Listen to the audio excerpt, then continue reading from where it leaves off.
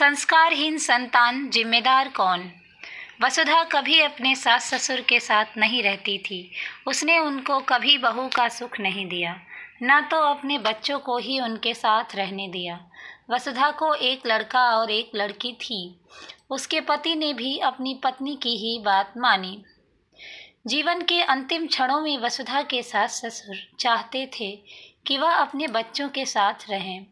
उन्होंने बहुत बार कहा, यहाँ तक कि वह लोग अपने गांव को छोड़कर जाने को भी तैयार हो गए, पर वसुधा और मोहित न तो खुद आए न तो उन्हें अपने साथ ले गए।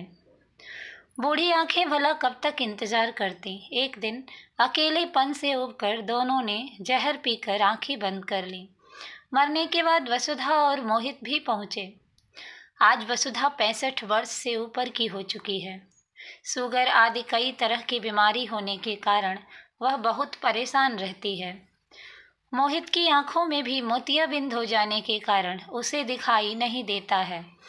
लड़की और लड़का दोनों अपनी अपनी ज़िंदगी में सेटल हो चुके हैं। लड़की अमेरिका में शिफ्ट हो गई है। लड़का उनके साथ रहता तो मुंबई में ही है, पर बहुत मजबूरी में। एक दिन वसुधा अपने पोते को लेने के लिए बहू के रूम में चली गई।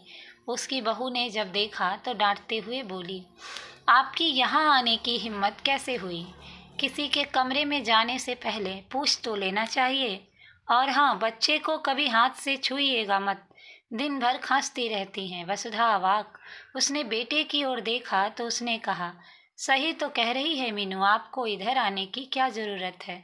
2 दिन बाद वसुधा का बेटा उसके हाथ में 2 टिकट और कुछ रुपए पकड़ाते हुए बोला, माँ, आप लोग कल ही चले जाओ, आखिर वहाँ का घर खाली ही तो पड़ा है। यहाँ अब आप लोगों का साथ हम एडजस्ट नहीं कर सकते। आपकी पैकिंग मीनू कर चुकी है, सुबह निकलना है। वसुधा और मोहित कुछ विरोध नहीं कर सके। जब वह घर पहुँचे तो वसुधा को लगा कि उसके सास ससुर उसे इस हाल में देखकर अट्टहास करते हुए कह रहे हैं, आ गया ना तुम्हारा बुढ़ापा, अब अपने दिए गए संस्कारों का परिणाम भुगतो। दोस्तों, हम किसी के साथ जैसा व्यवहार करते हैं वही हमारे पास वापस आता है। यह बात हमें ध्यान में रखते हुए किसी के साथ व्यवहार करना चाहिए। और फिर बच्चे तो हमेशा माँ बाप को ही देखकर सीखते हैं। धन्यवाद। प्लीज़ आप लोग चैनल को सब्सक्राइब ज़रूर